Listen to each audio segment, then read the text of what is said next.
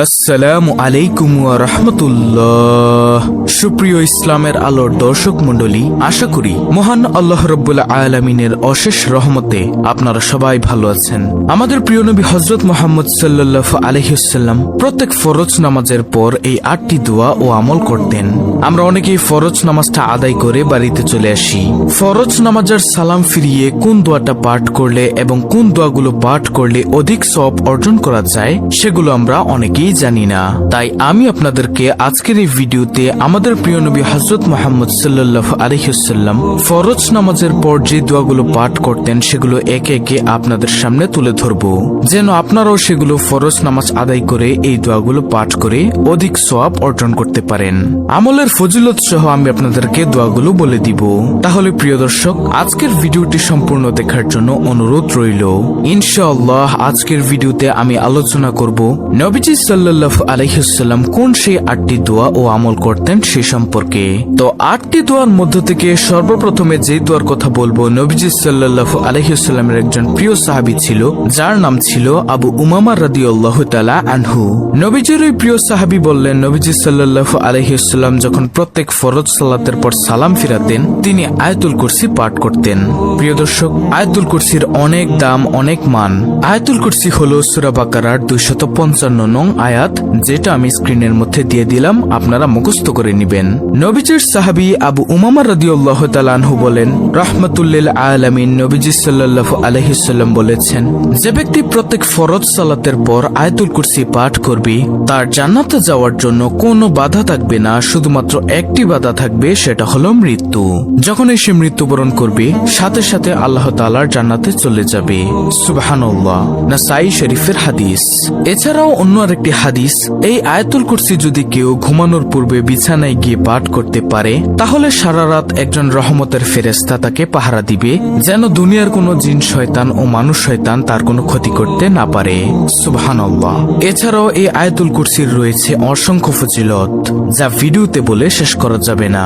তাই প্রিয় দর্শক, অবশ্যই প্রত্যেক ফরজ নামাজের পর সালাম ফিরানোর সাথে সাথে আমরা আয়াতুল কুরসি পাঠ করার মতো চেষ্টা করব এবং প্রতিদিন সকাল বিকাল রাতের জবানে আয়াতুল কুরসি জারি রাখবো ইনশাআল্লাহ। তো এটি গেল প্রথম নম্বর আমল। ফরজ নামাজের সালাম ফিরানোর পরে দ্বিতীয় নম্বরে যে আমলের অথবা যে দোয়ার কথা বলবো সেই দোয়াটি হলো লা ইলাহা ইল্লাল্লাহু ওয়াহদাহু লা শারিকা লাহু লাহুল মুলকু ওয়া লাহুল হামদু ওয়া হুয়া আলা কুল্লি শাইইন কাদির। এই দোয়াটি আপনি ফরজ নামাজের শেষে পাঠ করবেন আয়াতুল কুরসি পাঠ করার পরেই। যে ব্যক্তি এই দোয়াটা পাঠ করবে তার গুনাহের পরিমাণ যদি সমুদ্রের ফেনা রাশির পরিমাণ হয়ে থাকে তারপরেও রব্বুল আলামিন সেই গুনাহগুলোকে ক্ষমা করে দিবেন। তাই আমরা প্রত্যেক ফরজ সালাতের পর পড়ব।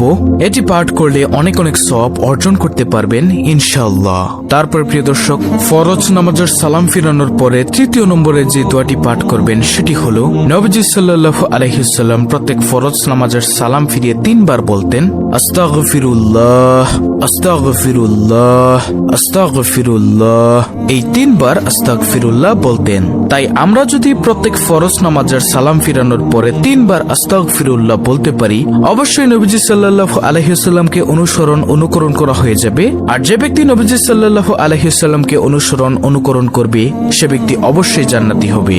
আল্লাহু আকবার। এছাড়াও আপনি আস্তাগফিরুল্লাহ বলার কারণে আপনার ইস্তেগফার আদায় হয়ে যাচ্ছে। নবীজি সাল্লাল্লাহু আলাইহি ওয়াসাল্লাম বলেন, এই আস্তাগফিরুল্লাহ হলো একটি ইস্তেগফার। আর যে ব্যক্তি বেশি বেশি পরিমাণে ইস্তেগফারের আমল করবে আল্লাহ তার সব বিপদ আপদ দূর করে দিবেন, তাকে উত্তম রিজিক দান করবেন। সুবহানাল্লাহ। তার গুনাহগুলো রব্বুল আলামিন ক্ষমা করতে থাকবেন। আল্লাহু আকবার। তাই ফরজ নামাজের সালাম ফিরানোর পরেই 3 বার বলবো আস্তাগফিরুল্লাহ আস্তাগফিরুল্লাহ আস্তাগফিরুল্লাহ। এবং সারাদিনে যখন এই সময় পাবো তখনই আমরা এটি পড়ব।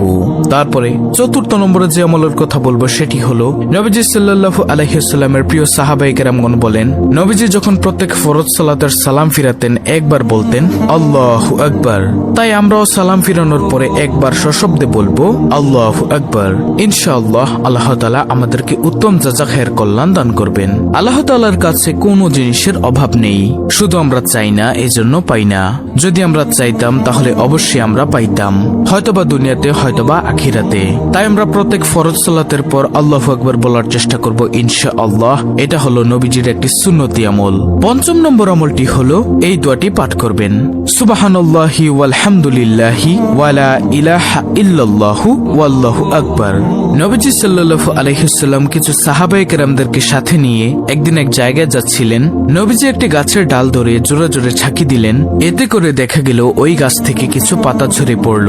নবীজি সাহাবায়ে কেরামদেরকে ডেকে ডেকে বললেন, দেখো, এই যে আমি ঝাঁকি দেওয়ার কারণে গাছের পাতাগুলো ঝরে পড়ে গেল, ঠিক তেমনি ভাবে যে ব্যক্তি সুবহানাল্লাহি ওয়ালহামদুলিল্লাহি ওয়ালা ইলাহা ইল্লাল্লাহু ওয়াল্লাহু আকবার এই 4টি জিকির একত্রে করবে, তার আমলনামা থেকেও গুনাহের ময়লাগুলো এভাবে ঝরে পড়ে যাবে। সুবহানাল্লাহ। আশা করি প্রিয় দর্শক আপনারা বুঝতে পেরেছেন। তাই আমরা প্রত্যেক ফরজ সালাতের পর এই জিকিরগুলো করব এবং সারাদিনই বেশি বেশি এই জিকিরগুলো একত্রে করার চেষ্টা করব ইনশাআল্লাহ। সুবহানাল্লাহি ওয়ালহামদুলিল্লাহি ওয়ালা ইলাহা ইল্লাল্লাহু ওয়াল্লাহু আকবার। ফরজ নামাজের সালাম ফিরানোর পর এর 6ষ্ঠ নম্বর আমলটি হলো প্রতিদিন কমপক্ষে 100 বার বলবেন সুবহানাল্লাহি ওয়া বিহামদিহি। এটা আপনি নামাজের পরেও পাঠ করতে পারেন এবং সারাদিন যখনই পড়তে মনে চায় তখনই পড়বেন। নবীজি সাল্লাল্লাহু আলাইহি ওয়াসাল্লাম সাহাবায়ে কেরামদেরকে ডেকে বললেন, ও আমার সাহাবায়ে কেরামরা শোনো, আমি কি তোমাদেরকে এমন একটি আমলের কথা বলবো যে আমলের দাম হাসরের মাঠে সবচেয়ে বেশি হবে? সাহাবায়ে কেরাম বললেন, হ্যাঁ ইয়া রাসূলুল্লাহ সাল্লাল্লাহু আলাইহি ওয়াসাল্লাম, বলুন কোন সে আমল? নবীজি তখন বললেন, সে আমলটি হলো প্রতিদিন যে ব্যক্তি সুবহানাল্লাহি ওয়া বিহামদিহি 100 বার পাঠ করবে, তার আমলের দাম হাসরের মাঠে সবচেয়ে বেশি হবে। সাহাবায়ে কেরাম আবার প্রশ্ন করলেন, ইয়া রাসূলুল্লাহ সাল্লাল্লাহু আলাইহি ওয়াসাল্লাম, অন্য কারো আমলের দাম কি এর চেয়ে বেশি হবে না? নবীজি তখন বললেন, হ্যাঁ, ওই ব্যক্তির আমলের দামই এর চেয়ে বেশি হবে যে ব্যক্তি সুবহানাল্লাহি ওয়া বিহামদিহি 100 বার থেকেও বেশি পরিমাণে পাঠ করবে। তাই প্রিয় দর্শক অবশ্যই সুবহানাল্লাহি ওয়া বিহামদিহি 100 বার থেকেও বেশি পরিমাণে পাঠ করবেন ইনশাআল্লাহ। তারপরে 7ম নম্বর আমলটি হলো রাদিতু বিল্লাহি রাব্বা ওয়া বিল ইসলামি দিনা ওয়া বি মুহাম্মাদিন নাবিয়্যা ওয়া রাসূলাহ সাল্লাল্লাহু আলাইহি ওয়াসাল্লাম। এটি আপনারা পড়বেন বিশেষ করে ফজরের পর 3 বার এবং মাগরিবের সালাতের পর 3 বার এটি পাঠ করবেন। যে ব্যক্তি এই দোয়াটি পাঠ করবে, রাদিতু বিল্লাহি রাব্বা অর্থাৎ আমি আল্লাহকে রব হিসেবে, ওয়া বিল ইসলামি দিনা ইসলামকে দিন হিসেবে, ওয়া বি মুহাম্মাদিন নাবিয়্যা ওয়া রাসূলাহ সাল্লাল্লাহু আলাইহি ওয়াসাল্লাম এবং নবী মুহাম্মদুর রাসূলুল্লাহ সাল্লাল্লাহু আলাইহি ওয়াসাল্লামকে নবী হিসেবে অথবা রাসূল হিসেবে পেয়ে সন্তুষ্ট, যে ব্যক্তি এই কথাটুকু বলতে পারবে তার জন্য আল্লাহর জান্নাত অবধারিত হয়ে যায়। সুবহানাল্লাহ। তাই আমরা এটিও নিয়ম অনুসারে পাঠ করব। তাহলে গেল 7টি আমল। তারপরে 8ম নম্বর আমলটি হলো শ্রেষ্ঠ 4টি জিকির, অর্থাৎ সুবহানাল্লাহ 33 বার, আলহামদুলিল্লাহ 33 বার, লা ইলাহা ইল্লাল্লাহ 33 বার এবং আল্লাহু আকবার 34 বার। এগুলো আপনারা পাঠ করবেন। এগুলো আপনারা ফরজ নামাজের পরও আপনি পাঠ করবেন এবং সারাদিনে যখনই সময় পাবেন তখনই পাঠ করবেন। এছাড়াও প্রিয় দর্শক অনেক আমল রয়েছে যেগুলো আপনারা পারেন, সেগুলো আপনারা ফরজ সালাতের সালাম ফিরানোর পরে পাঠ করবেন ইনশাআল্লাহ। উপরোক্ত আমলগুলো করলে আপনি অনেক অনেক সওয়াবের ভাগীদার হতে পারবেন। তো এই ছিল আমাদের আজকের ভিডিও, অত্যন্ত গুরুত্বপূর্ণ একটি ভিডিও। ভিডিওটি ভালো লাগলে অবশ্যই চ্যানেলটিকে সাবস্ক্রাইব করে পাশে থাকা বেল বাটন অল বাজিয়ে দিবেন। ভিডিওটিতে একটি লাইক দিবেন এবং কমেন্টে আমিন লিখবেন এবং অন্য মুসলিম ভাই বোনদের কাছে ভিডিওটি শেয়ার করে দিবেন যেন তারাও দেখে শিখে এই আমলগুলো করতে পারে। আল্লাহ রাব্বুল আলামিন আমাদের সকলকে উপরোক্ত আমলগুলো করার তৌফিক দান করুন। আমিন।